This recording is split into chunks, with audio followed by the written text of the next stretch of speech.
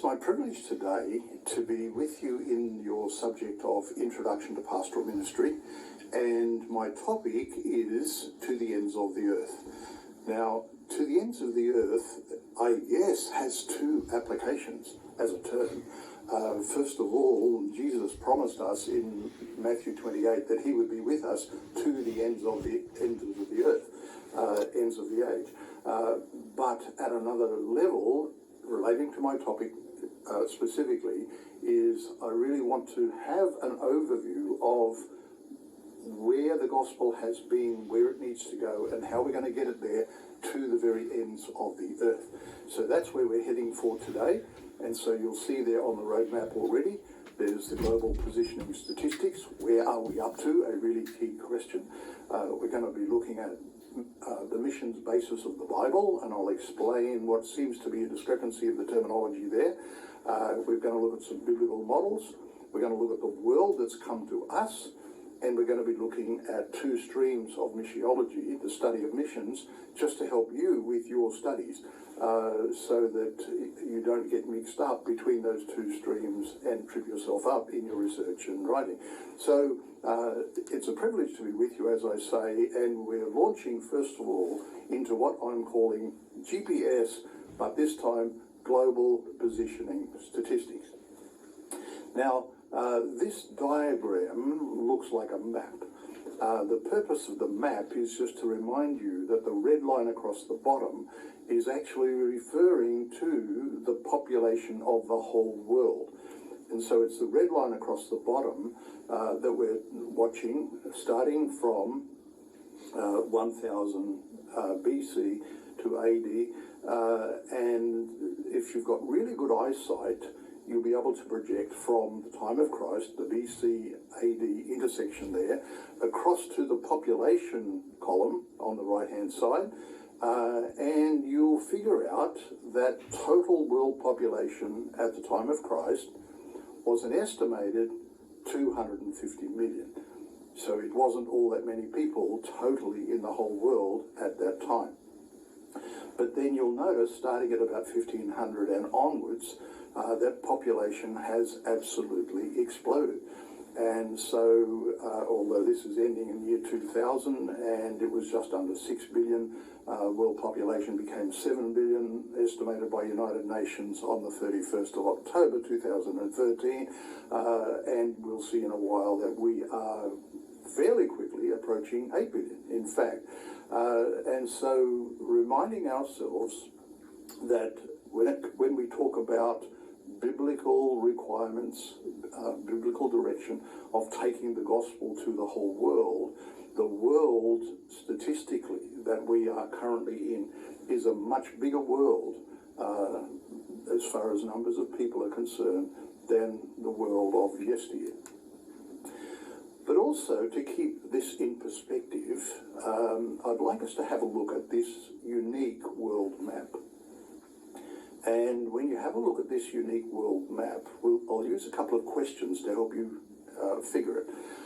First of all, what colour is Canada on the map? And while you're still thinking about that, what colour is Russia? And while you're still thinking about that, what colour is India? Okay, India, no confusion, it's blue. But what colour did we decide Canada was? Well, actually, Canada is that little tiny yellow line just to the north of purple United States. And we asked about Russia. Russia is that little sliver yellow line around the outskirts of the huge green China. It's a map drawn not according to land area, but it's redrawn according to population, hence the distortion.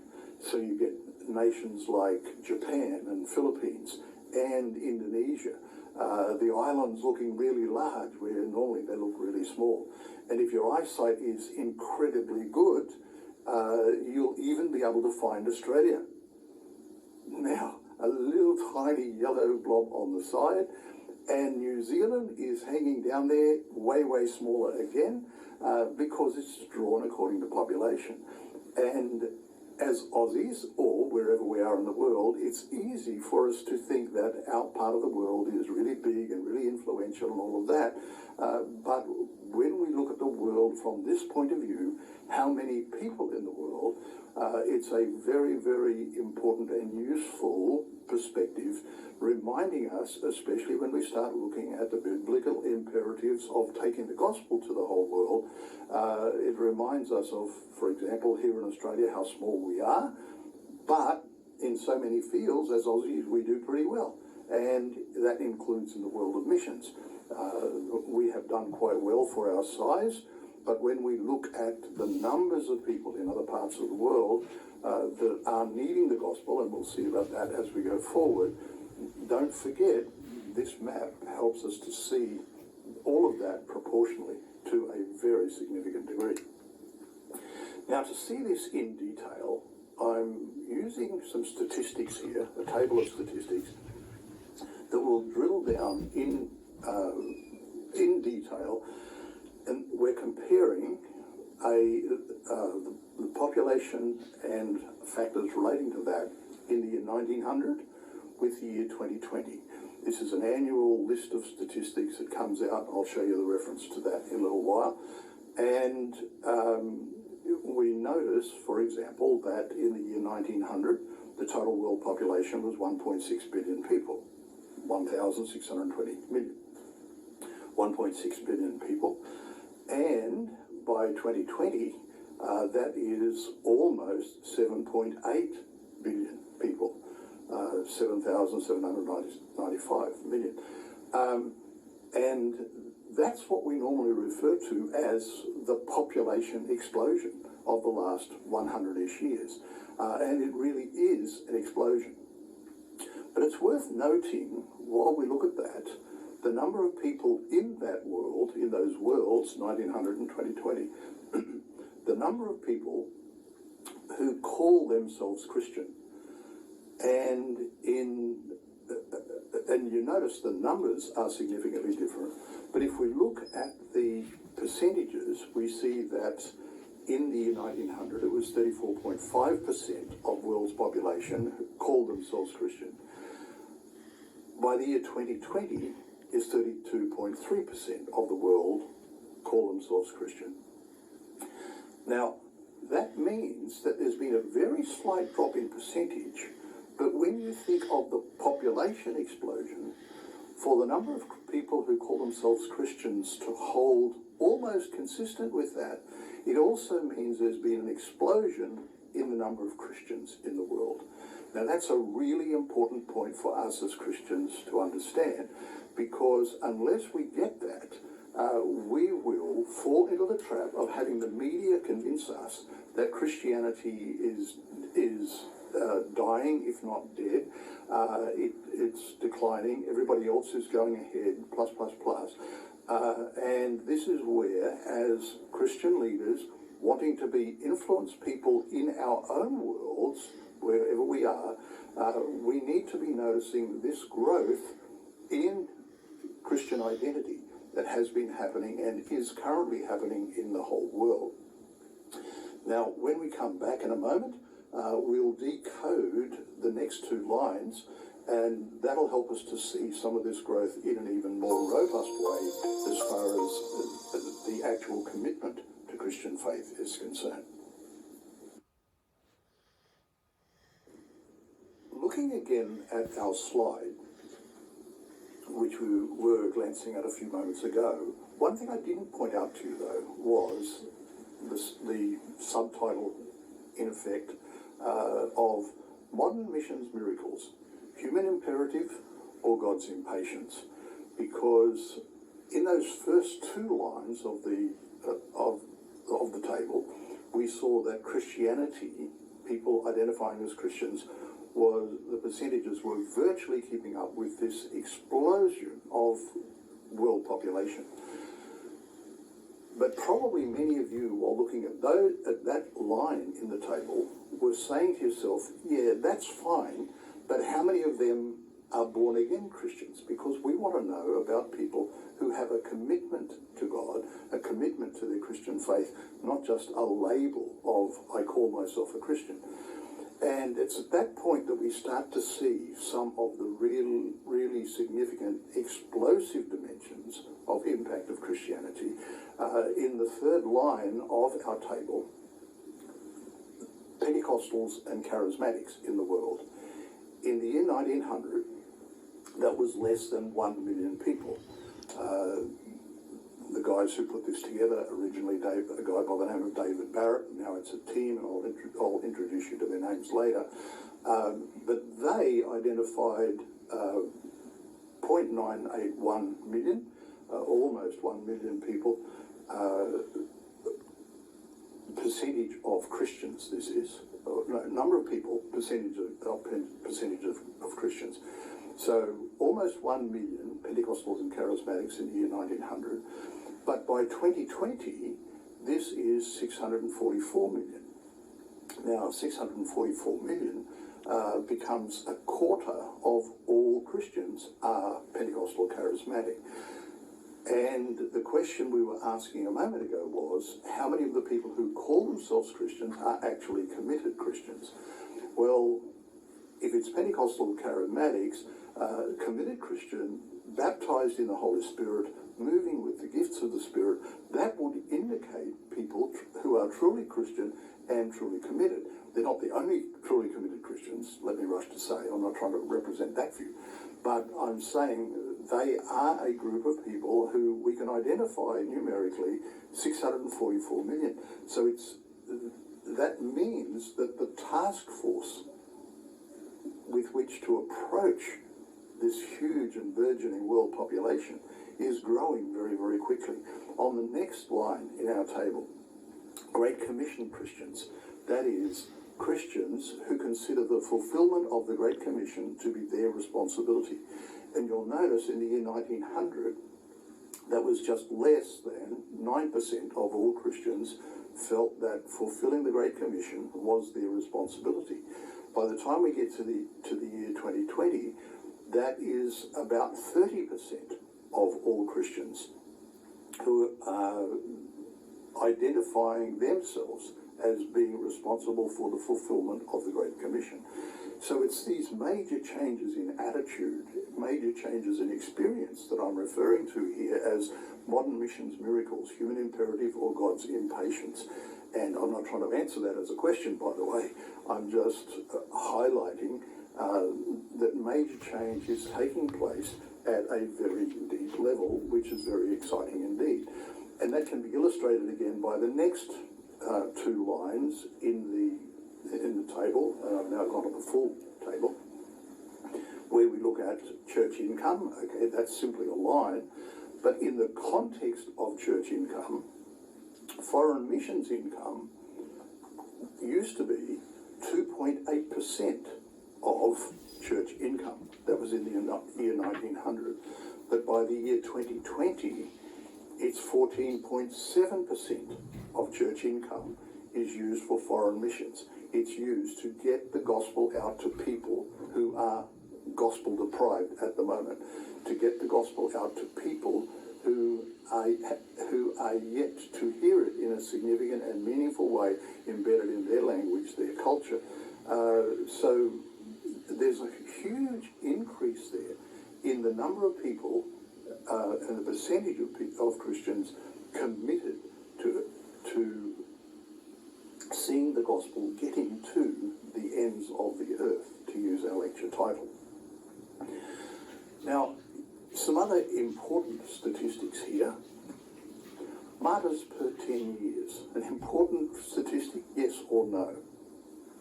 Now, I have to remind all of us that this table has changed between its earlier versions and now. Back in the 1990 column, they were calculating this figure per year, martyrs per year, and it was 34,400 at that stage. And that went all the way up to about 2002, when by that stage it was 300,000 per year. I think it was 305,000 900,000 per year martyrs. Now, that slowed down with the collapse of Soviet communism and went down to 150,000 per year instead of over 300. But now the researchers have changed it to martyrs per 10 years, and the current figure is 900,000 martyrs per 10 years. Now, to explain the significance of that label, by the way, this is not talking about the number of Christians killed in car accidents. This is not talking about the number of Christians who die from ill health or something like that. This is talking about Christians who are identified as Christians, are persecuted as Christians, and are actually killed for their faith. 900,000 over the most recent 10-year period. And we need to realise that people are paying that sort of price for their Christian faith. It's happening today, it's ongoing, and it's not that the gospel spreads because of martyrdom, because as they are martyred, they can no longer be witnesses. But it's the people who are alive with the same sort of commitment is the means by which the gospel is being spread incredibly. And that's why that line in our table is very, very important for us. But in a way, the line in the table that drives this particular presentation, and in fact our whole lecture, is the final line, and that is the label called unevangelized. Unevangelized has its own unique definition in these tables. It means people who are born, they live, they die, without hearing the gospel in their own language, in their own culture, enough times to be able to understand it well, and therefore to be able to come up with their own meaningful response of, yes, I would like to accept that message, or no, I don't want to.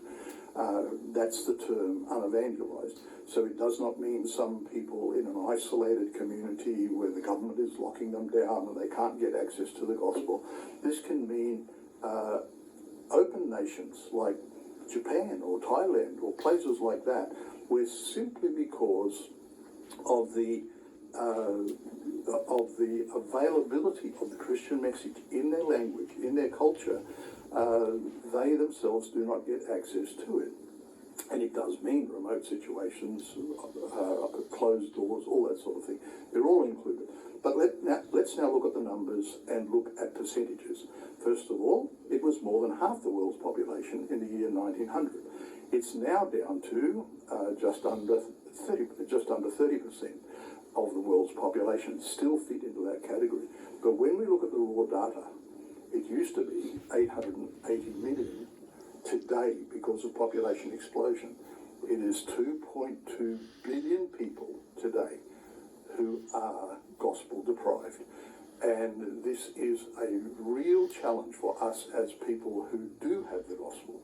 What are we going to do about those 2.2 billion people who are isolated from it?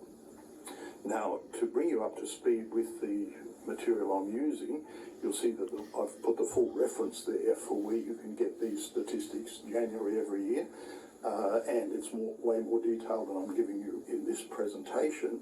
But as a Christian leader, wanting to bring God's influence into the worlds in which you are placed, to actually be keeping up to date with this sort of information, it means that you're able to inform the people you're influencing with up-to-date information rather than just what happens to be flowing over the secular media channels, which often are representing a view very different from the facts that I'm presenting to you right here. So we'll continue looking around this topic of where we're up to, global positioning statistics. That will be in the next presentation. I'll see you in just a few minutes. Still looking at the table of the status of world mission that we were talking about a moment ago, let me bring in a point here that will help you to see the significance of what that was and where I'm going to take you. A few years ago, I was talking with a particular missions leader, And I was talking about some of these statistics, some of this sort of information, and he responded with a very interesting point of view. He said, look, Kev, he said, I tend not to be using that sort of information, that global information.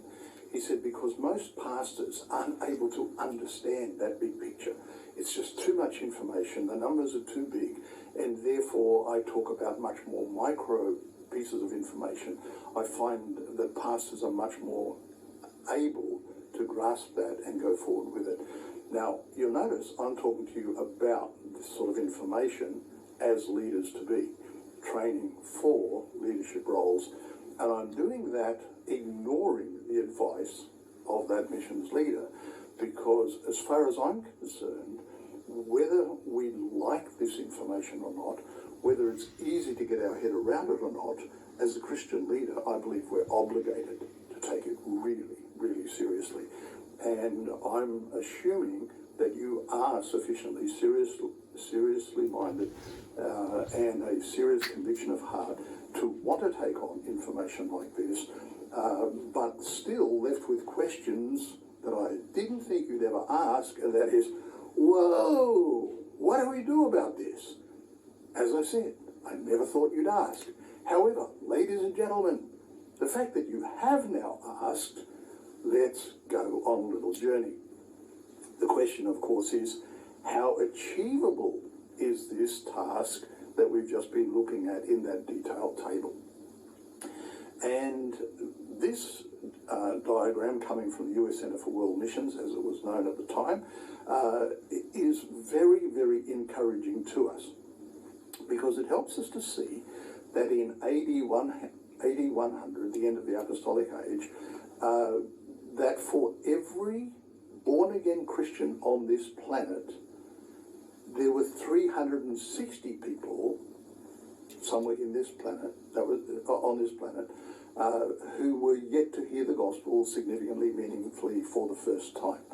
So for every one born-again believer, there was 360 people who had not had that privilege yet. But if we track that down through the ages, we find that, yes, growth was rather steady, and by 1000, it was 270 waiting to hear for every person who had heard. By 1500, doing much better, for every person who was a born-again believer, there was 85 people who had not heard. By 1900, down to 21. By 1970, down to 13, and by 2010, when this published table was concluded, that number was down to 7.3 people waiting to hear, in proportion to every born-again believer on this planet. So that leaves us with the question of, when was the task most achievable? Actually, back there in AD 100 with small world population, or today with huge population, but with a huge task force that can do something about it, if only we take this on board. Now, on that 7.3 statistic, by the way, wouldn't that mean that if every born-again Christian rushed out and won 7.3 people to the Lord, the job would be done? Well, yeah, that's true, but the 0.3 is the hard bit. How are you going to do that? Or coming back to a realistic statement, the point is, not all of those 7.3 people live in the house next door to you. Some of them do live in countries with sealed borders. Some of them do live a very long way away from us. But, as we'll find out later in this series of presentations today, it is fascinating how some of those 7.3 people have actually come from their countries to live in Australia and are much more accessible than even this table would indicate. So how achievable is the task? Much more achievable now than it has ever been before. And we need to accept the challenge of the big task, but also be encouraged by how achievable it actually is. And then, while still asking how achievable is the task, the previous diagram was showing on a per person basis, one born-again Christian in proportion proportion to how many people waiting to hear. This table now, coming from the same source, is looking at local churches in proportion to unreached, least reached people groups. So people groups, language groups, ethnic groups, scattered all around the world. And if you can see in enough detail on the minute detail of the chart, in the year 100, end of the Apostolic Age, for every one local church on earth, there were 12 unreached people groups somewhere on earth. So in other words, thinking of learning language, learning culture, fitting in, the task was really huge proportionally at that time. But by the time we get to 2010, the stats have changed completely. For every one unreached people group on earth, unreached, least reached people group, for every one of those, there are 1,000 churches on earth. In other words, if those 1,000 churches said, we're going to make sure the gospel gets to that unreached people group, and another 1,000 churches said, we're going to make sure the gospel gets to that unreached, least reached people group. If there was a sense of unity and purpose, we do live today in an era when the gospel getting to the ends of the earth is way more achievable than it's ever been possible before. And then we throw in the current situation of social media, web availability, all sorts of things, in one way that expands the very point I'm making here, although it doesn't take up the cultural challenge, because to be making the gospel available to them, we have to be doing it in their language, embedded in their culture and things like that. And interestingly enough, I'm recording this within the period of COVID-19 here in Australia and globally. And I am aware of some churches meeting in Australia, but meeting in their own language, and they're people from countries where the gospel is really needed, and they're actually very excited now because they're putting their programs online, which they have never done before, because they were a little suburban church meeting in their own language. Now they're actually able to be reaching back to their own country and the gospel isolation that has occurred and is occurring there. So I'll round out this presentation about the possibilities of reaching. If we have a look at this table coming from the joshuaproject.net website, we see that right now, 2020, there are a total of 17,000 identified people groups on Earth. So using the linguistic ethnic breakdown of people groups, 17,000 totally on Earth, but 7,000 of them are still fit in the category of unreached, least reached. So there is a large job ahead of us, and we as Christian leaders need to be taking this on board seriously to mobilize the resources that we influence to be able to focus towards the unreached, least reached people groups on Earth. And then the summary of world stats, which we saw in more detail earlier, but true believers, around about 10%. Nominal adherence to Christianity, about 20%. The joshuaproject.net website refers to those who've heard the gospel and have given no response as 40%. And by the way, I would use a different nomenclature there. I'd use a different description. I would say heard, but responded negatively. There's no such thing as heard and no response. You have to respond yes or no. So it's heard and a negative response, 40%. We'd love them to change that response. But virtually no exposure, 30% approximately. And that's the figure that we as Christian leaders really need to take on board, both at heart level, head level, influence level, to make sure that we understand the task, understand that God has given resources to us through our influence, and to bring it to focus on these as we were saying, by looking at this particular slide, we were highlighting the fact that we needed to understand the task, we needed to understand the resources that we actually have through our influence as Christian leaders, and we need to focus this on the virtually no exposure group, 30% of the world's population, to ensure that they do get access to the gospel. Now, to see this as a graphic in another way, looking at the status of the Great Commission in a map, colour-coded, that 30% still waiting to hear the gospel are red-coded here. And you'll see that this particular cluster, identified by the two horizontal lines, are particularly grouped between 10 degrees north of the equator, 40 degrees north of the equator, and that position identified by those two lines is often referred to as the 1040 window in missions thinking. But it highlights the point that in those there is an identified cluster of countries, peoples in those areas where the gospel is really impoverished. The people are gospel impoverished, should I say. And we need to be focusing our efforts,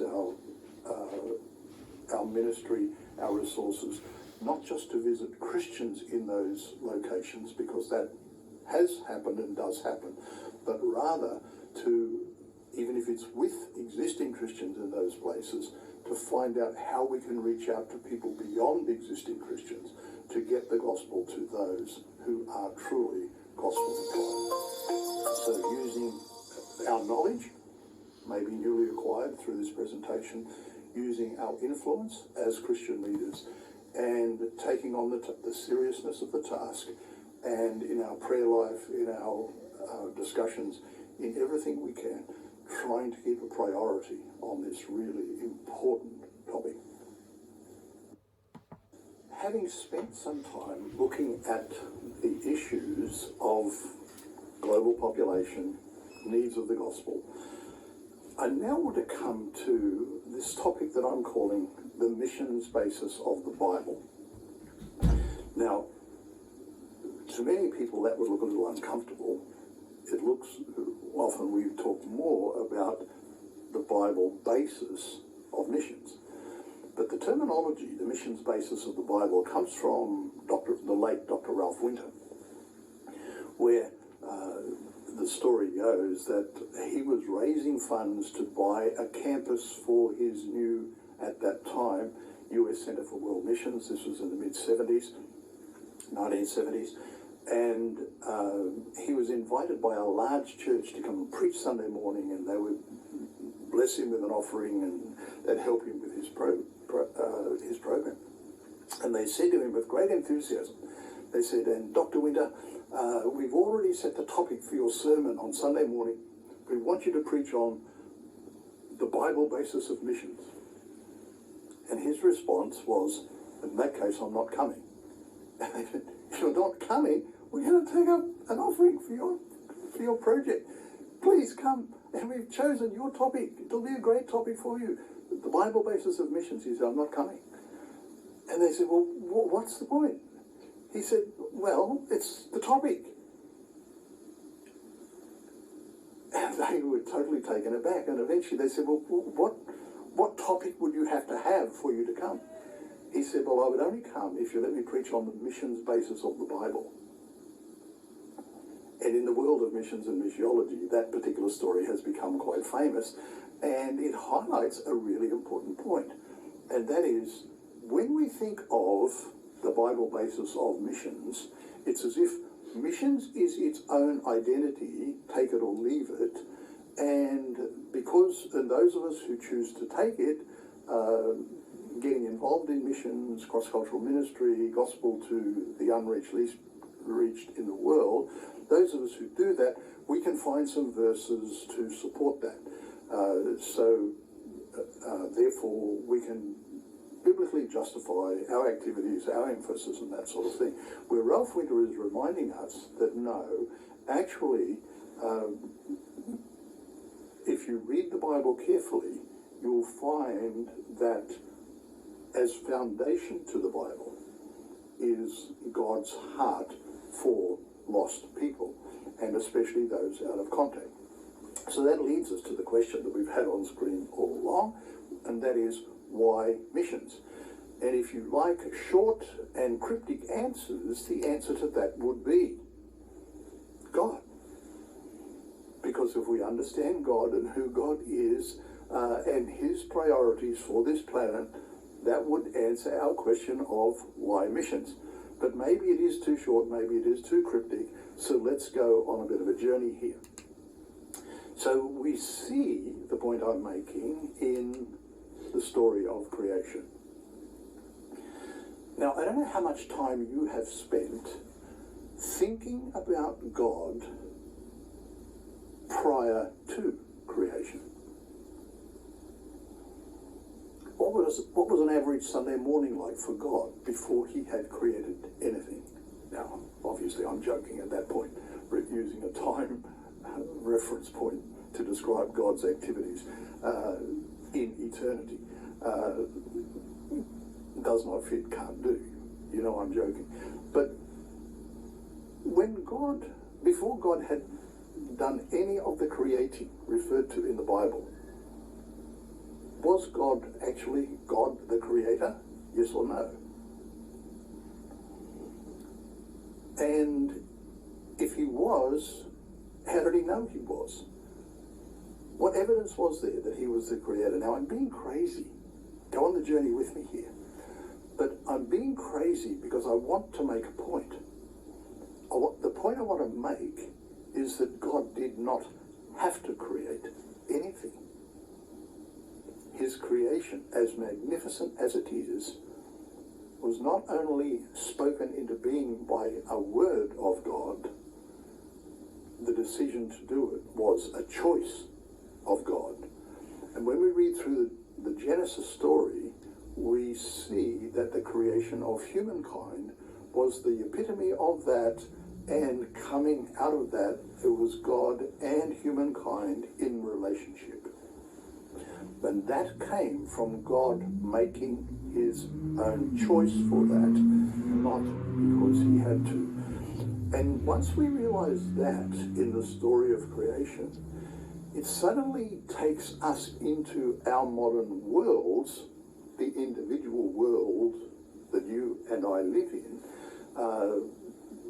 When you go to check the mail at your mailbox or at the letterbox on the street, and your neighbour happens to be there, or someone you vaguely know, but you happen to know they're not a follower of Christ, what does the creation story say about you and that person?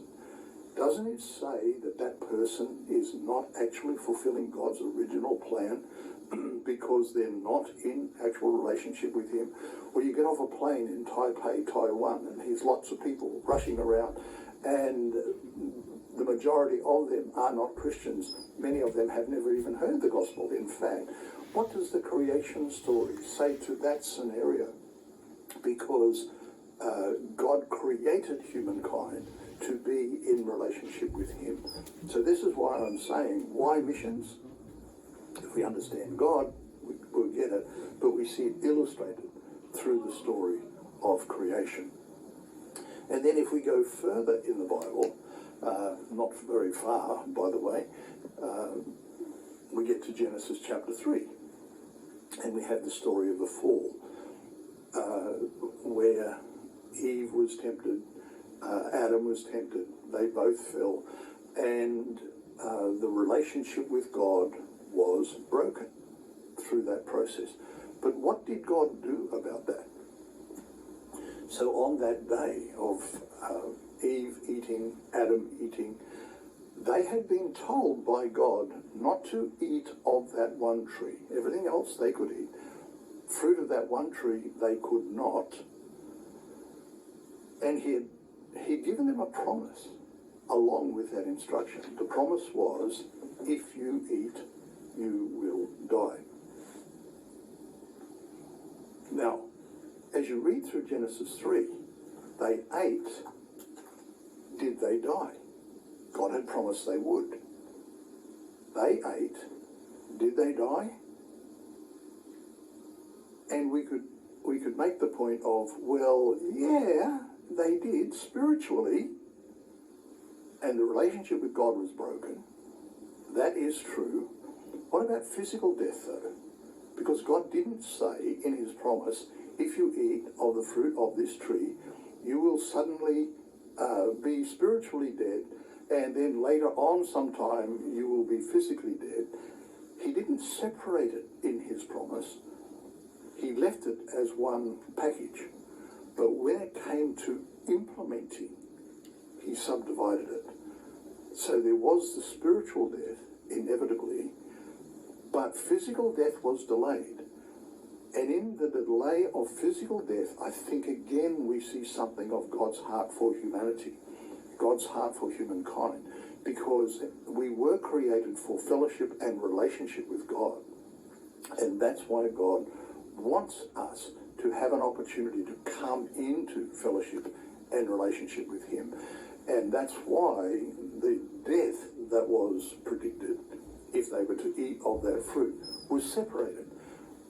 Spiritual death took place, but physical death was delayed for a very long time, allowing for Cain to be born, Abel to be born, others to be born. And so instead of there being a human full stop, as there would have been, today we talk about the human race. And the human race was able to continue because of a decision God made at that time. A decision pro-humankind, a decision pro-humankind in relationship with him.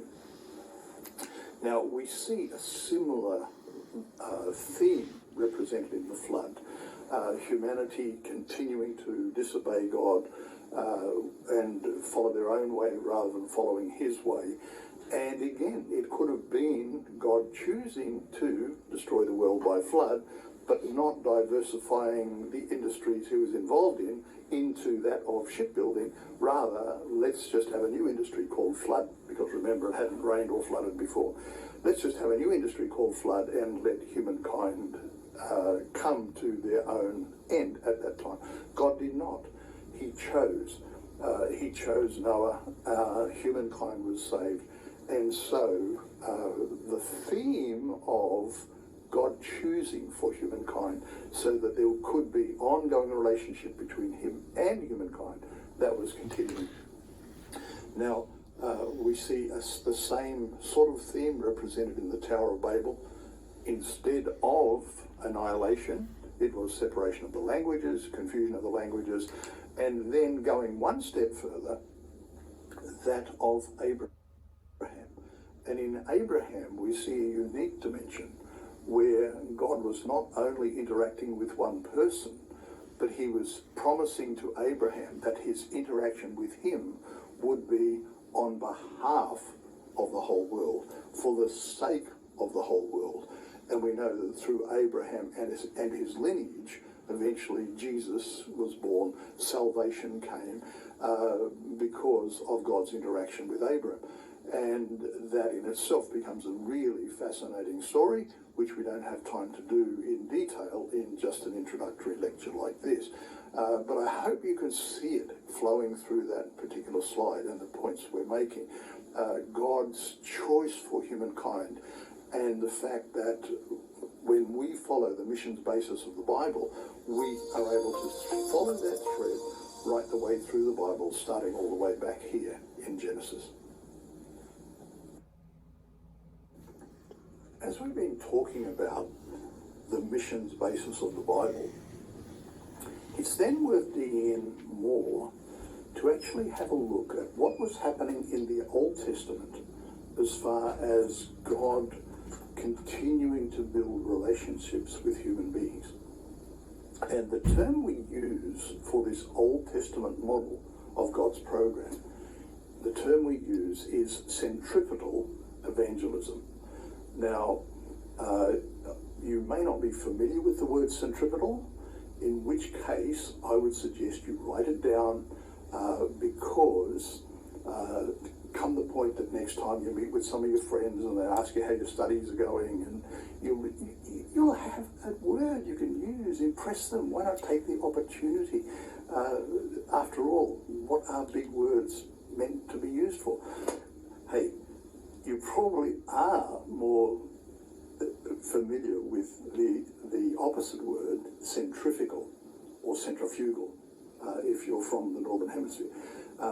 Centripetal, as you see in the diagram, is the outside coming towards the centre. So the simplest illustration of centripetal is when you pull the plug in the sink, having just finished washing the dishes for your wife. Don't forget, pull the plug and the water goes from the outer, circling around to the centre. That is the process called centripetal. So in the Old Testament then, we see centripetal evangelism.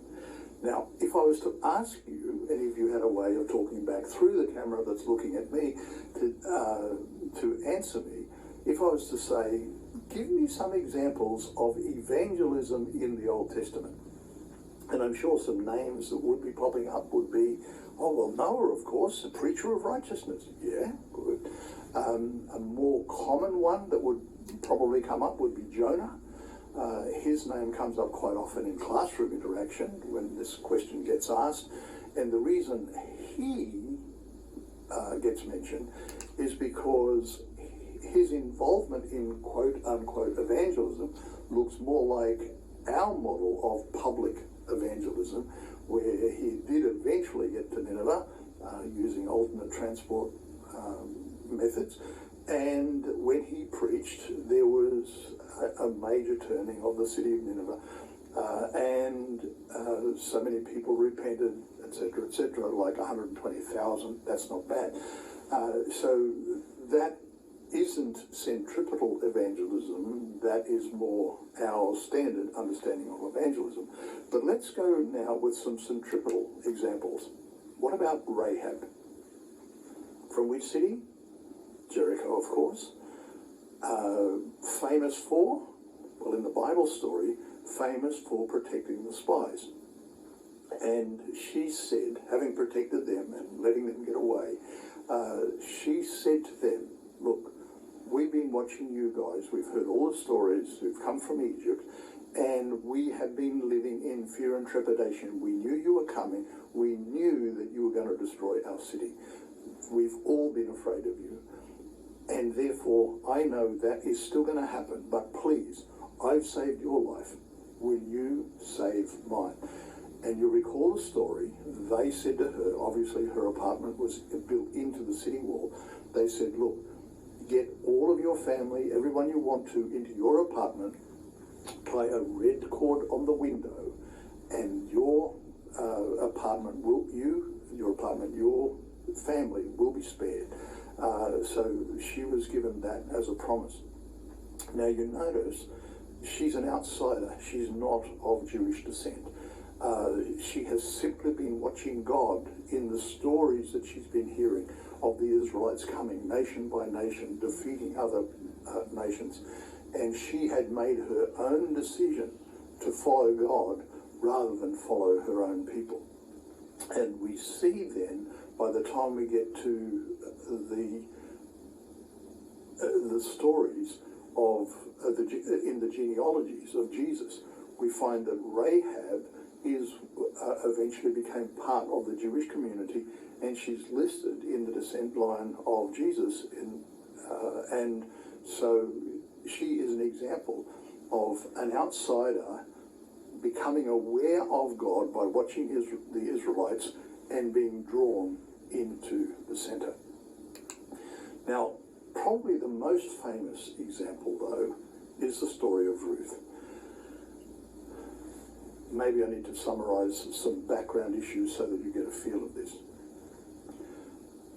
We can quickly identify Ruth's mother-in-law as being Naomi. But what was the father-in-law's name? Well, that was Elimelech. And Elimelech, Naomi, and their two sons, Mahlon and Chilion, they left Bethlehem, which was their home, due to famine, and they headed off to Moab. Now, there's almost a bit of a play on words going on here, because Bethlehem actually means house of bread. They'd had to leave because the house of bread ran out of bread. Found themselves as foreigners in the land of Moab, mum, dad, two sons, and the two sons then married gals in Moab. One was Ruth and the other was Orpah. And so you have the happy family, quote unquote, until Elimelech passes away. And then Mahlon and Chilion pass away, and that leaves Naomi and her two daughters-in-law, one grieving unit in the society, Naomi a long way from home. And eventually Naomi gets word that back at home there's food again. So she says to her daughters-in-law, look, I'm going home to my people. What I want you two gals to do, go back to your father's houses, remarry, have a family, settle down, because I'm going home. And both of the daughters-in-law initially said, no, we're coming with you, we're coming with you. And so they started journeying together, but eventually, under Naomi's pleading, Orpah went home to her own family. But Ruth, I think it's chapter 1, verse 16, her famous statement where she says, where you go, I will go. Your people will be my people, and your God will be my God. So you see, she as an outsider had been attracted into a relationship with God by watching this family. And it wasn't because of the good times this family had. Even in the bad times, she could see what a relationship with God was like. And that's what she wanted to have. And so the story of Ruth is an incredible example of centripetal evangelism as we have it in the Old Testament. And two other stories, just very briefly to round out the list. We also have the Queen of Sheba from Ethiopia coming to check out Solomon's kingdom, and her evaluation on the other end of checking it out. They didn't even tell me half. So again, she went home influenced by that experience that she had. So another example of centripetal evangelism, and another one, way too complex for me to tell it as a story. Check it out for yourself. In Esther chapter 8, the background to the story was the king had decreed that the Jews could be attacked by his people, the Jews who had been exiled to his land, transmigrated. But now they could be attacked by his people. And then a second edict was given, and that was, yes, but the Jews can defend themselves.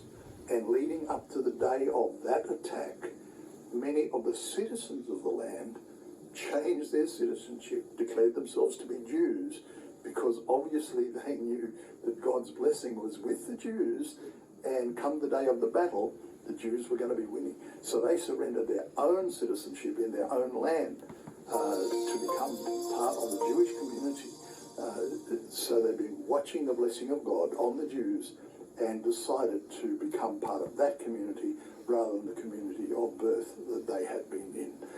And so we look forward to projecting this forward further as we look at other parts of the Bible in just a moment. Now, in our session until this point, I hope I've really impressed you with these stories, helping you to see centripetal evangelism. However, due to your studies, I hope you've learned also to be suitably academically skeptical. That is, what has Kev just done to us? He's told us a bunch of stories. Is this a theme that we actually find in the Bible, or is it just stories cobbled together and it's trying to make a picture? I'm glad you asked, because as I go forward, I'd like you to see how this concept gets illustrated in the theory of Bible, not just in Bible stories. So if we have a look at centripetal evangelism under some headings, which I'll expand on in just a moment, we see first of all Israel's priestly role, which God gave them. We will see Israel's harvesting techniques guided by God.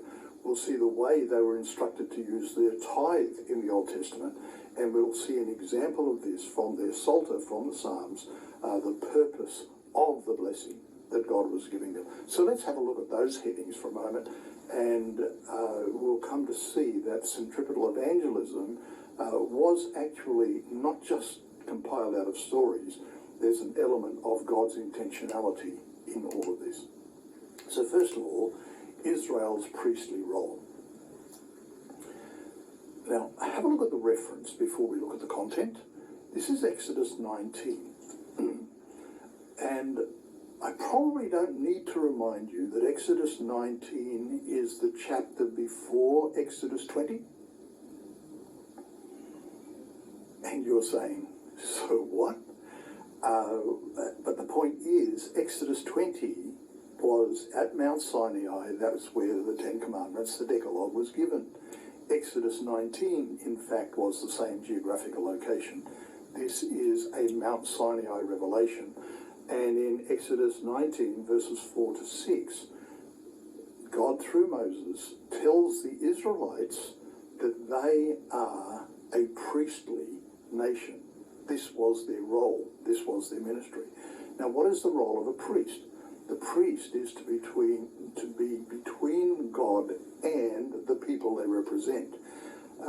So in this case, Israel as a nation was to represent the other nations to God and was to represent God to the other nations. Now, if you've ever read through your Old Testament, you may be asking yourself a question at this moment, and that is, yeah, but how well did they do it? Yeah, that's fine. That's a really good question. But that's not the question we're asking here. The question we're asking here is, what was God's intent? And when we know clearly what God's intent was, we can see the theory, the theology of what God was wanting to happen through his people then in the Old Testament period, drawing people to himself by blessing his people, the Israelites, in that context. Also, another element of God actively directing them to be involved in centripetal evangelism was in their harvesting techniques. Because in their harvesting techniques directed to them in Leviticus 19, 9 and 10, they were told that when they harvested, they were, first of all, to allow a strip of grain in their grain crops, a strip of grain around the edges to be unharvested, and that was going to be for their own poor, widows and orphans, and for the foreigners of other nations who'd come to live in Israel to check God out. And so their harvesting techniques leave the band around the side of the field. Also, while harvesting, if any stalks of grain fall onto the ground while you're wrapping them in sheaves and things, leave them there. They're for your own poor and for the foreigners. Similarly, when it came to harvesting grapes, harvesting olives, only harvest forward. If you happen to miss some, leave them. They're for the poor, they're for the foreigners. So there was this intentional direction in their harvesting techniques to facilitate centripetal evangelism. Look after their own people, yeah, but also look after people like Ruth, and you'll recall her story. She became a beneficiary of this when she went to a farm who coincidentally later she found belonged to a relative. She didn't know that at the time. She just went there because she could. This was a rule that applied within Israel, given to them by God. And then we also have the use of the tithe.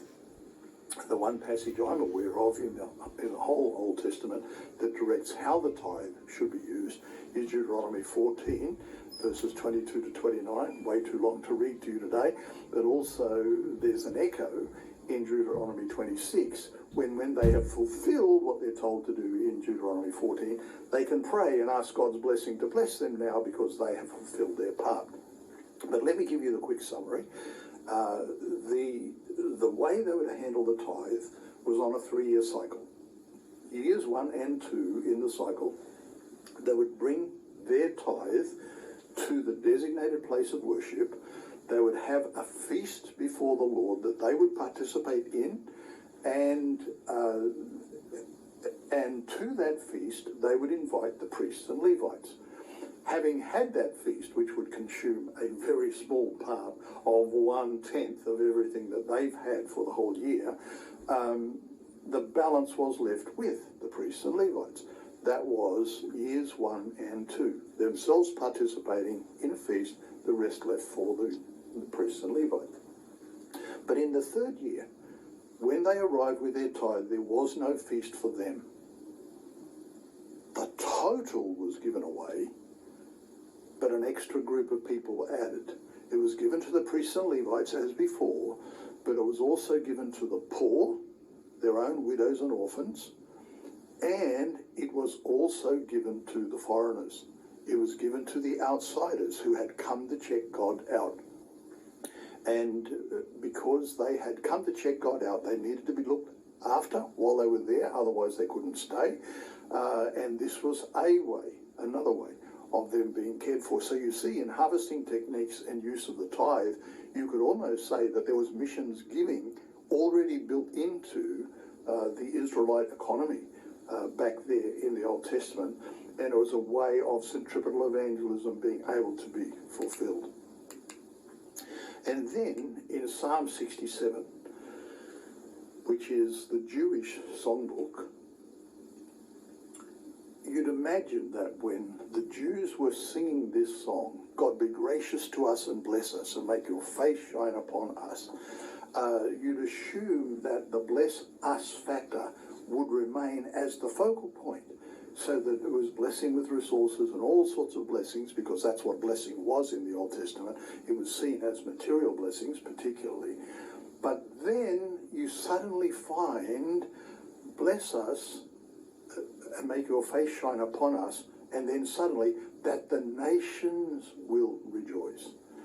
And Psalm 67 seems to assume that if we, the people of God, in that songbook, the Jewish people, us today, the people of God, if God blesses us, others of other nations will rejoice, because as we have the good news, we will warmly make it available to them, so that our good news becomes their good news as well. That is the way centripetal evangelism in the Old Testament works, and it is still a valid category today, although as we go to the New Testament in our next session, we're going to see the turbo boost that gets put under centripetal evangelism moving towards centrifugal evangelism as well.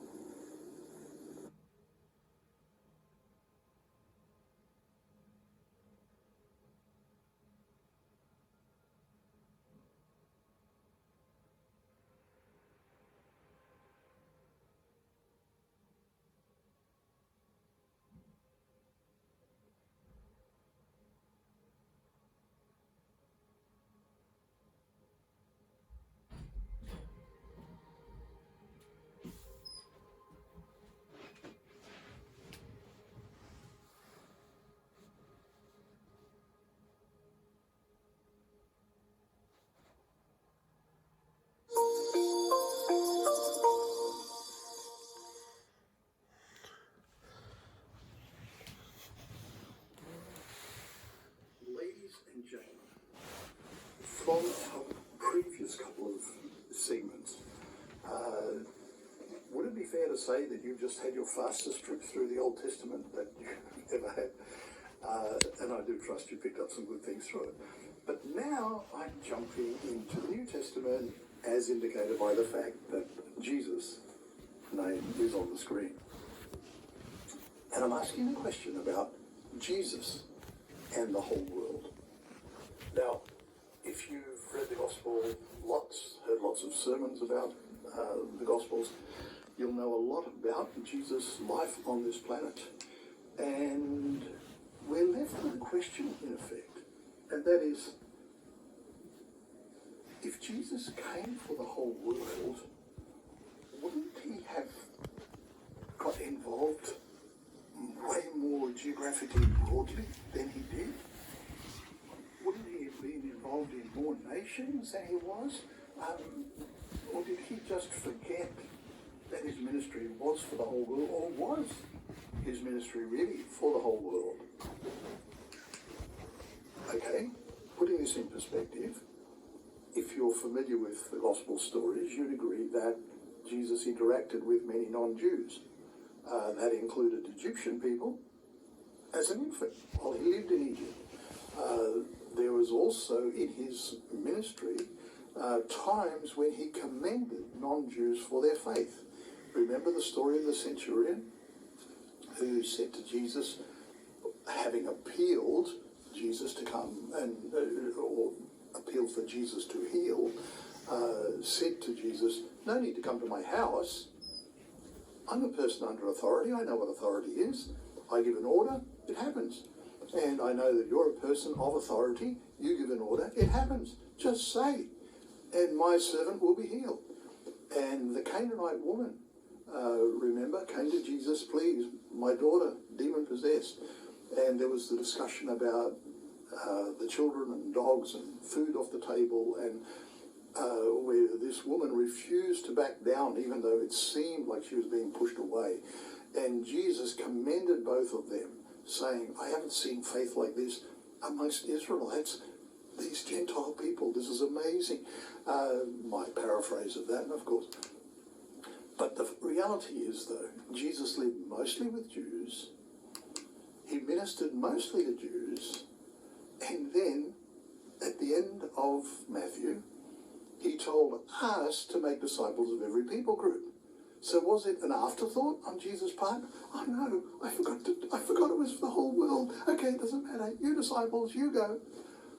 Is that how it was? And I hope you're thinking that the answer is no.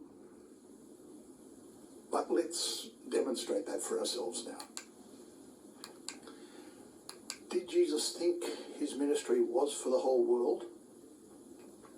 Now, in order to see this clearly, Luke chapter 4, verses 16 to 30 is a really key passage. A story of Jesus at the synagogue at Nazareth. Now remember, this was the town where he grew up. So they knew him well, and for that reason, it was a very, very interesting encounter. Now, when he came into the synagogue this day, he was given the scroll to read for the day, and he turned to Isaiah 61. That's the passage he read. And let me just grab Bible and read verses 18 and 19 for you. "The Spirit of the Lord is on me, because he has anointed me to proclaim good news to the poor. He has sent me to proclaim freedom for the prisoners and recovery of sight for the blind, to set the oppressed free, and to proclaim the year of the Lord's favour." Then he rolled up the scroll, gave it back to the attendant, and sat down. The eyes of everyone in the synagogue were fastened on him, and he began by saying to them, "Today this scripture is fulfilled in your hearing." All spoke well of him and were amazed at the gracious words that came from his lips. "Isn't this Joseph's son?" they asked. So that's the Bible story that we're interacting with now. Now you notice he read the passage to them and said, "This passage was fulfilled today while you've been listening." Verse 21. And the response of the crowd was, they all spoke well of him. Now, this passage that he's read from is a messianic prophecy. It's a prophecy from the Old Testament that the Messiah was going to come and would do these things. And Jesus has declared in reading it that it was fulfilled that day. So, as we'll see in a moment, that was him actually declaring that he was Messiah. And they spoke well of him, is the interesting factor. Verse 22, all spoke well of him. And then, as we go through the big picture, and then we'll dig into some detail here in a moment, Jesus then told two parable stories. They were two stories, true stories from their history, story of Elijah, story of Elisha. And both of these stories, however, were focused on Gentiles. Elijah went to a Gentile widow, provided food for her and her son, and through the process provided food for himself. That was a miracle given to a Gentile widow. Elisha, we're told, lived at a time when lots of people in Israel had leprosy, but the only leper that he healed was Naaman the Syrian, again a Gentile. So using these true stories from their history, he used them as parables and focused his ministry onto the Gentiles. And if we continue to read, we suddenly find in verse 28, the crowd wanted to kill him. They were very excited in verse 21. Now they're again very excited, this time murderously excited. They want to kill him. But what is actually going on? To understand the dynamics of the bullet points on the previous slide, we have to notice that in verses 18 and 19, there are two code statements, which the Jews on the day would have understood really well, and we today would not understand unless it's explained to us. First of all, Jesus saying, "The Spirit of the Lord is upon me, and he has anointed me." Now that word anointed in that passage is the once for all, forever, in all of salvation history, that a person was anointed, because it was a unique term referring to him being anointed as Messiah.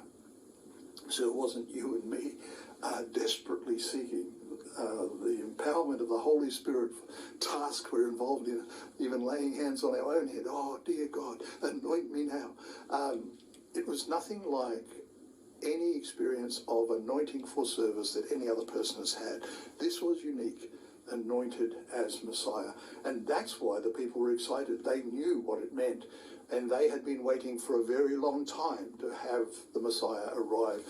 Their stories go all the way back to Genesis 3, when it was promised at the time of the fall that the seed of the woman would crush the head of the serpent.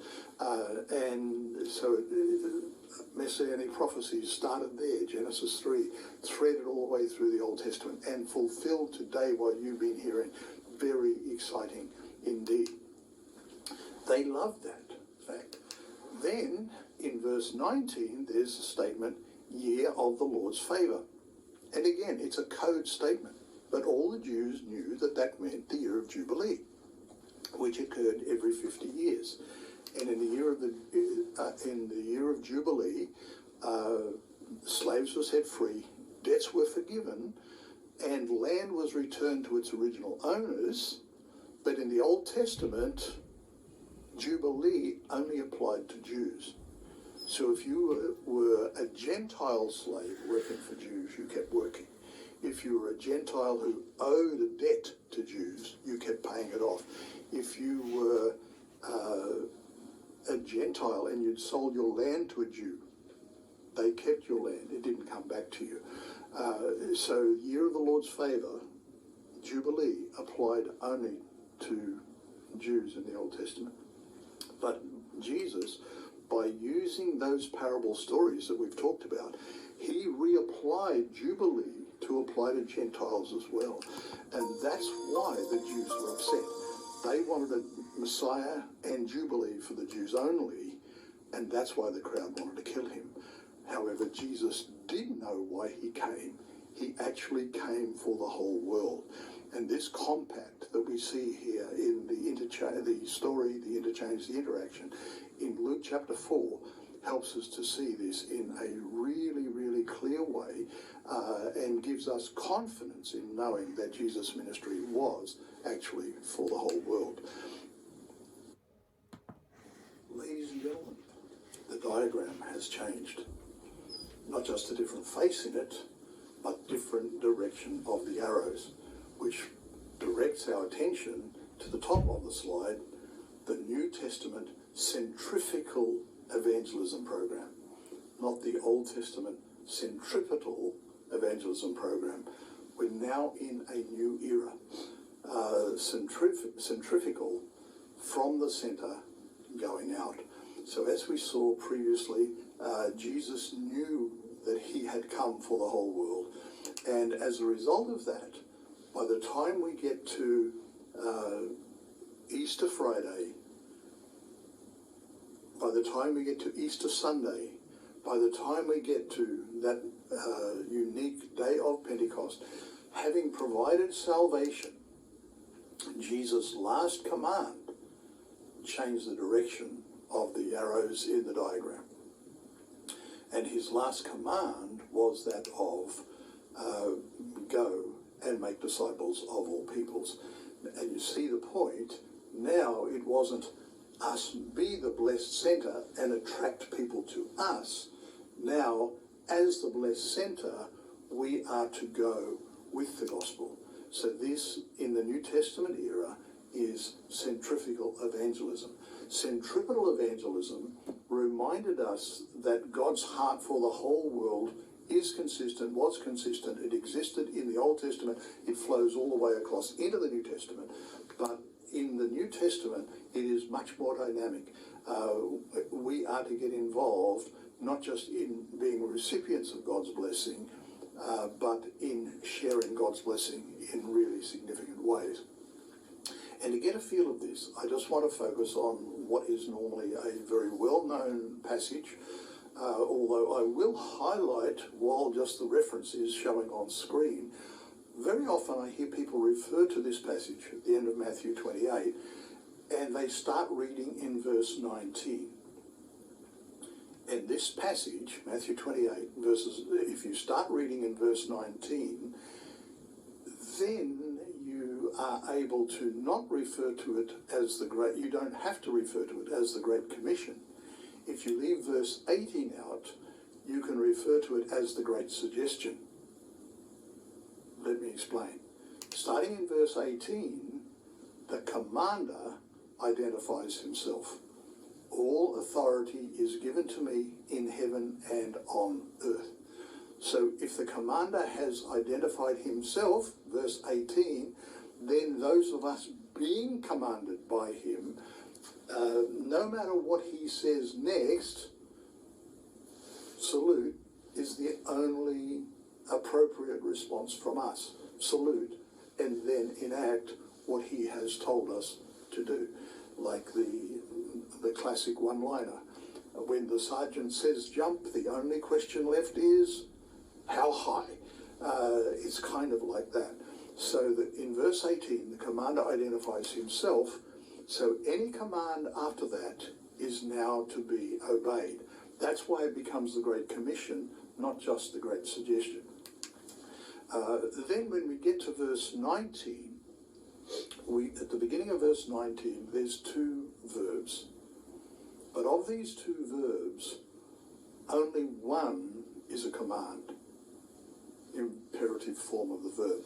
The other is a helping verb. Now those two verbs are go, is that the command? And the other verb is make disciples. Is that the command? Now, here's the question we need to think about. Is it important to get this figured out? Which of these is a command, which of them is a helping verb? Let me give a really dumb, half-manufactured illustration as to why this is important. Many years ago, if you actually count how many strands of grey hair I have, many years ago I did a mechanical apprenticeship, and it was fleet maintenance on heavy road surfacing equipment, but also we had to look after the boss's cars. And occasionally the bosses would bring their car to the workshop, and although part of their privilege of having a company car to use as they wanted to, part of the privilege was they had to wash their own car. Occasionally they'd bring the car to the workshop and they'd talk to me as the apprentice and say, hey, look, will you wash my car? All right. That used to happen. That part is true. And oh boy, did I do a good job. Yeah, leave that bit out. But let's reconstruct this to illustrate the point. If the boss happened to say, hey, Kev, drive my car around the block and wash it, please, assuming that the washing bay was somewhere other than where we were having the conversation. Drive my car around the block and wash it, please. If that was the construct of the conversation, if the boss arrived back at the workshop at 5 p.m. ready to go home and happened to see me still driving around the block, the car still unwashed and the fuel tank now empty, would there be a happy boss, yes or no? And I hope there's no confusion at your end. Let me assure you, if it had happened, it would have been a very unhappy boss. And you'll be pleased to know it never happened. Okay. Am I making the point? It is important to know the command form of the verb and the helping form of the verb. So while telling that story, while thinking about that, have you made up your own mind? Is it go or is it make disciples? And the fact is, the verb to go is only a helping verb. And in fact, probably more accurately in all of our translations, should be translated as you go. And it's a shame it's not translated that way, by the way. And by the way, I've done some translation training, and I have huge respect for translators, so that wasn't a disrespectful statement.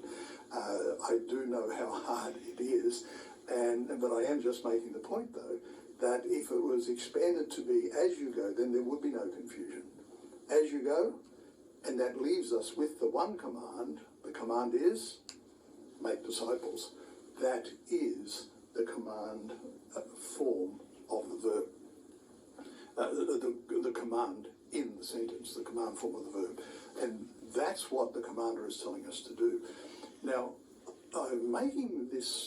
I'm clarifying this and emphasizing it in the context of missions, in the context of gospel to the ends of the earth. Because I have people say to me once in a while, okay, well, I'm so love missions. I went overseas a while ago and, wow, we got some great bargains at the night market, and we did this and we did that, and can you see how we can get involved in activities that aren't necessarily tying these verbs together in the way they need to be tied together? And if and when they are tied together in this way, then we get a neat understanding, even though a huge responsibility to fulfill what the commander has given us to do. Looking forward to some more practical points in it as we go forward. What are some of the models of mission that we need to look at that will be continued in the next session? As people of influence, in this session, we have been addressing how we use our influence in order to make the gospel available to people to the end of the earth. That has taken us on a long journey, understanding a whole lot of stuff in relation to missions. Now, in this session, I'd like to talk about biblical models for mission. And we find some really important things coming together as we watch Jesus, for example. And John 1:14 is the passage that gives us a handle on this in a one-liner type of statement, but then we see it outworked in his life in the records in the Gospels. And that is the Word, the eternal Word, the Son of God, became human, became flesh, and lived among us. And when we analyse what that meant in his case, at his trial, or during the time of his trial, The allegations against Peter outside were, you must be one of his friends. You speak like him. In other words, he was a Galilean as far as everyone was concerned. When he claimed to be the Son of God, which he did in numerous ways during his life, that so annoyed the Pharisees and the religious leaders, because to them they saw him simply as a human being, because the Word had become flesh and lived among us.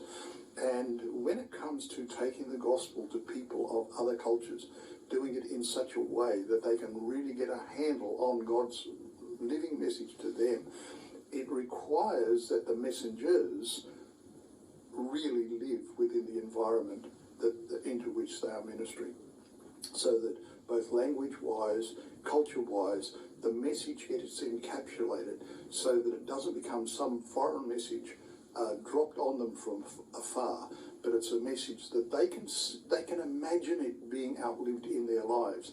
And because they can imagine it, it becomes a possibility. If it's a possibility, then responding positively to that message becomes a genuine possibility. Now, taking that a step further, does that mean that the only people that could ever get saved would have to have a personal delivery of a gospel message? They couldn't get it from the internet, they couldn't get it from a radio broadcast? No. But the message itself has to be encapsulated into their world. That's what I'm getting at. And that's what Jesus did. He did it physically. But even if we're doing it vicariously, even if we're doing it through media and things like that, it still requires the expertise of doing it into their world. Hence the statement of our title for this whole lecture and this series of presentations is To the Ends of the Earth. Another example would be Paul watching him in action, where in 1 Corinthians 9:19-22, he talks about his modus operandi. And in that, eventually he summarizes it down to say, I am all things to all people. So, and then he expands that to the Jews. As far as they're concerned, I'm a Jew. But to the Gentiles, I look and act like I am a Gentile, although still following the law of Christ, but I'm not coming to the Gentile as a Jew, living my Jewish lifestyle. I'm living in their world in a way that makes them comfortable. And we could track that as a theme through the lives of so many missionaries who have identified really closely with people. And they haven't just buried themselves in a small community somewhere. Sometimes they've done this in a very macro way, having large impact into large chunks of a country or society, but doing it in such a way that the message is really embedded into the culture of the people themselves. So what does this mean for ministry to the least reached? It does mean that there will be a need for engagement, and that will have to get worked out in all sorts of different ways. And we'll talk about that as we round these sessions out here in this recording. There is the long arm of missions, so I've already referred to media type stuff. So there's the long arm of missions, but there's the need for the short arm of missions. Then there's the question that always comes up these days if one is talking about missions, and what about short-term missions? Well, short-term missions done well can link with people and ministries that are doing these other things that I've just been talking about and contribute to them. So to use an illustration of one case that I worked closely with years ago, it was a couple who'd become somewhat expert in language and culture in a country they were in, and they were ministering to university students in that country. But in that country, which was open to Christian witness, people were too busy at university to want to take interest in missionaries. But so what the missionaries were doing, they were running an English cafe as part of the university campus. And what they would do, they would have short-term teams from Australia to come and be the horsepower in those English sessions. And from those sessions, they made a lot of contacts And then the long-term experienced missionaries were able to work with those contacts and ministered them in a very meaningful way. So it was joining together short-term and long-term missionaries, and very significant results coming from that.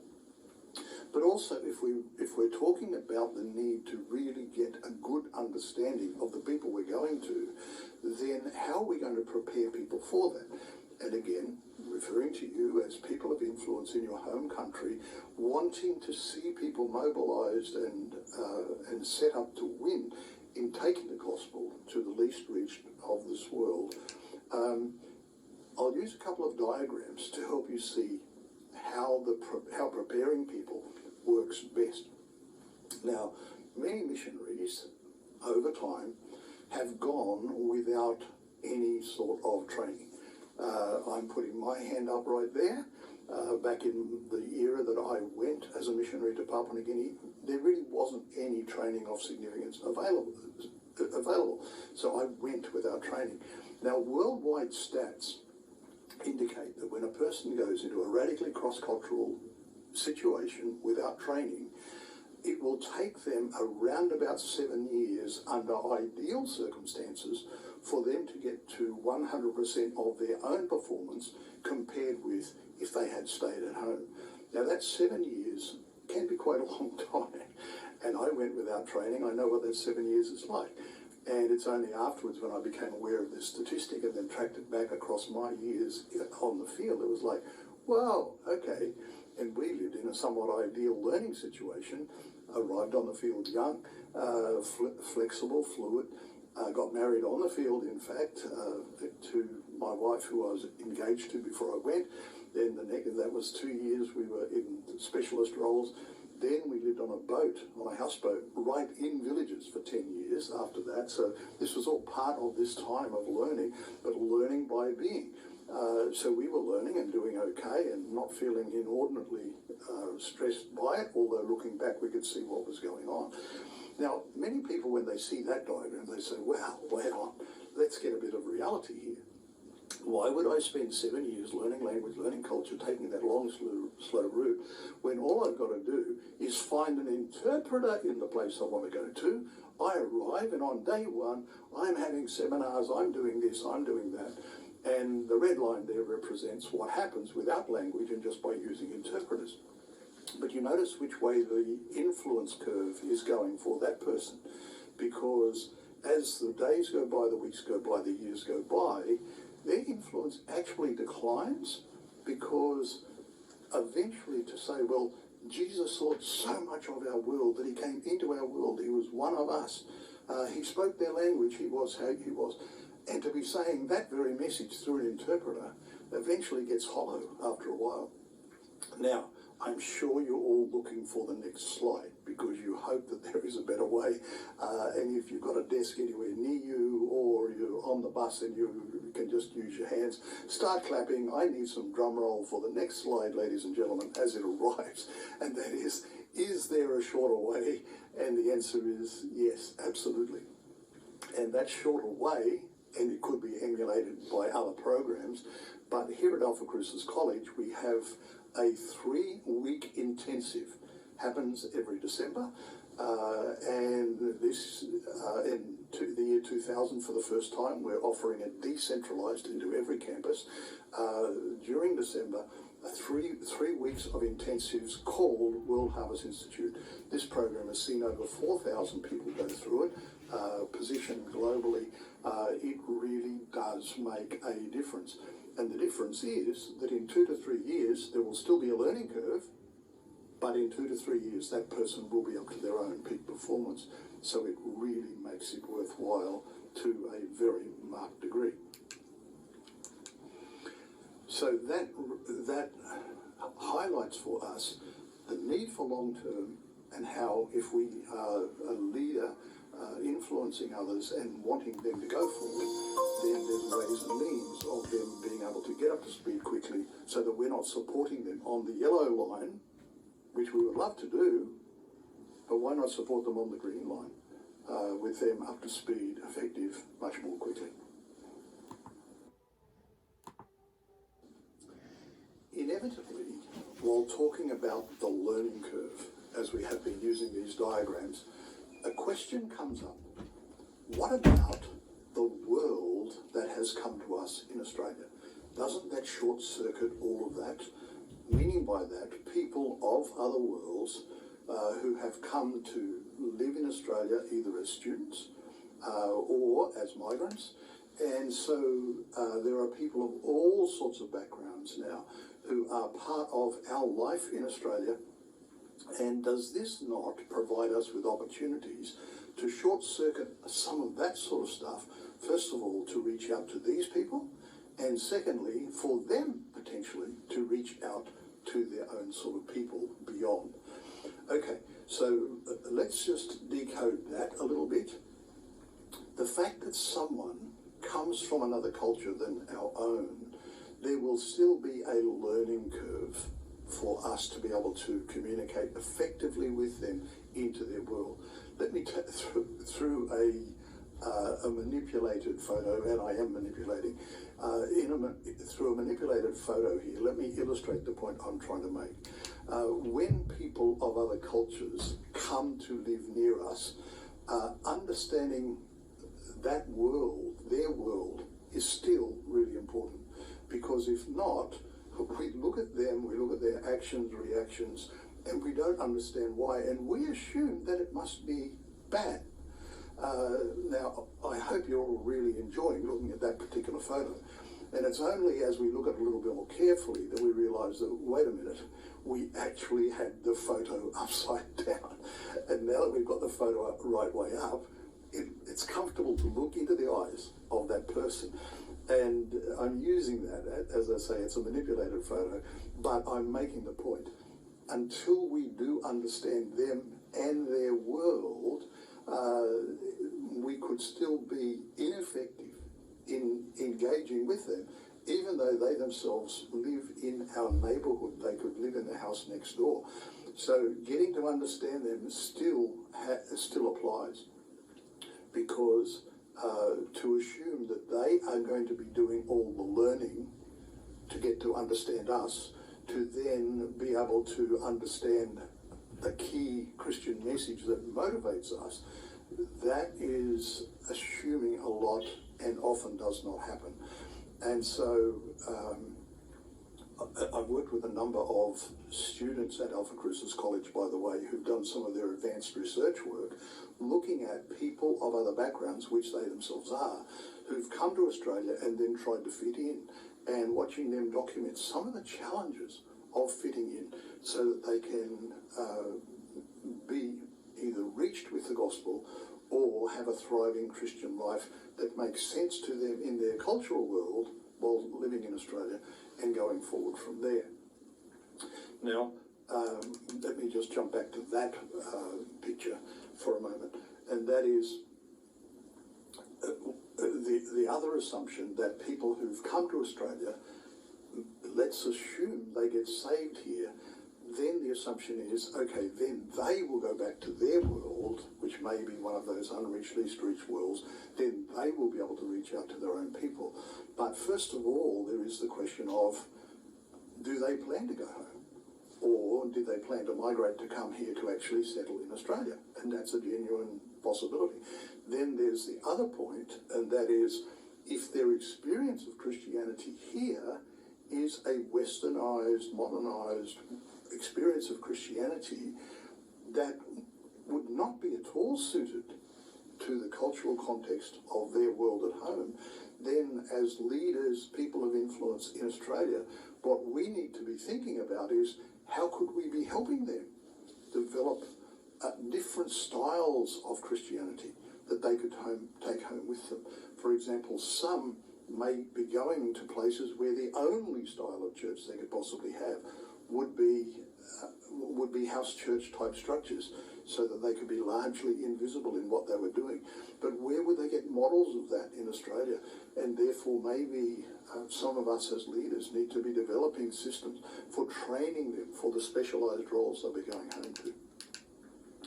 And reminding ourselves in this diagram, which is a different aspect of that map that we were looking at before, and noticing the grey shaded areas, the olive grey shaded areas, which is the Muslim world, or looking at the yellow shaded subcontinent, which is the Hindu world, and realising that a lot of people have come to Australia from those worlds back at home in their home countries. We wouldn't have access to them, they wouldn't have access to the gospel. But they've come to Australia, then what are we going to do to make the gospel available to them in really significant ways? Now, in concluding our whole set of presentations, here's some questions that leaders face. I'm saying pastors, they're especially pertinent to pastors, but any Christian leader, any person of influence as a Christian, thinking of the world isolated from the gospel. Should we get involved in long-term missions, or should we only do short-term missions? And as I was explaining before, the answer is probably both and. Get involved with long-term, but then have short-term link with significant and strategic, short-term link with strategic and significant long-term. Should we get behind supporting missionaries, or should we only support national pastors? Now notice, we've actually answered the question for ourselves. Where would you find national pastors? Not just in a nation, you'd find national churches, national pastors in national churches. That means it's a part of a nation where Christianity is already embedded. And what about the parts of that nation where Christianity isn't embedded? So can you see that to reach out to the unreached, least reached is still going to require someone going, learning, and delivering. Now, it may be a local person from that nation, a national pastor, but even they are going to need to learn new skills to be able to minister cross-culturally.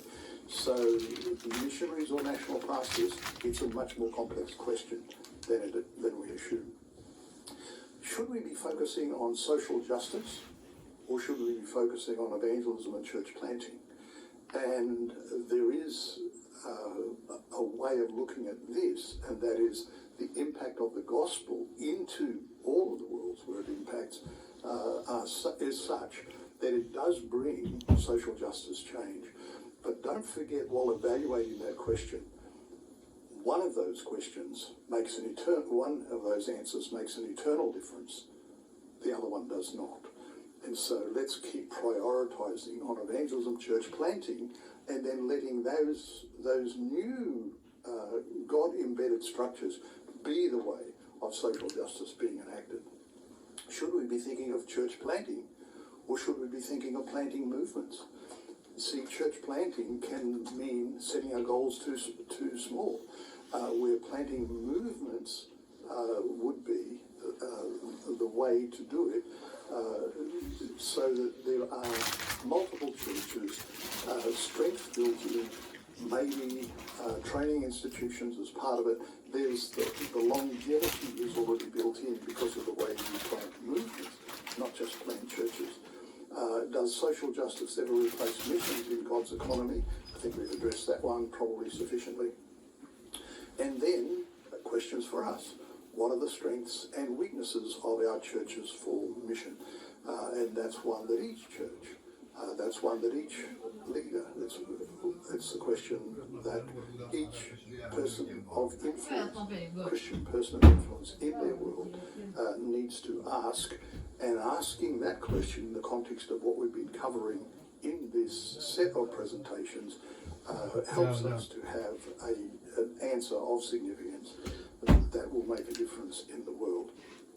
And then, using Dana Roberts' point, the question behind the scenes, the monetarisation of missions, how does money play a part in all of this? And it's worth getting a hold of her article, and that would be another one of those questions that pastors face. So, having been through this range of topics, I trust that it's given you a more comprehensive understanding of missions. And let me also say, because this is the one part of your Bachelor of Ministry where you are looking at missions in this one set of presentations. Don't forget that at Alfred Christus College we have a wide range of specific subjects on cross-cultural ministry and missions, and they are running all the time. And so check that out on your timetable. If some of these things seem to really catch fire with you, to have whole subjects on many of these topics, of course, we'll be able to take it much, much further than we can in just an introduction like I've done in these presentations. Great to be with you. God bless you.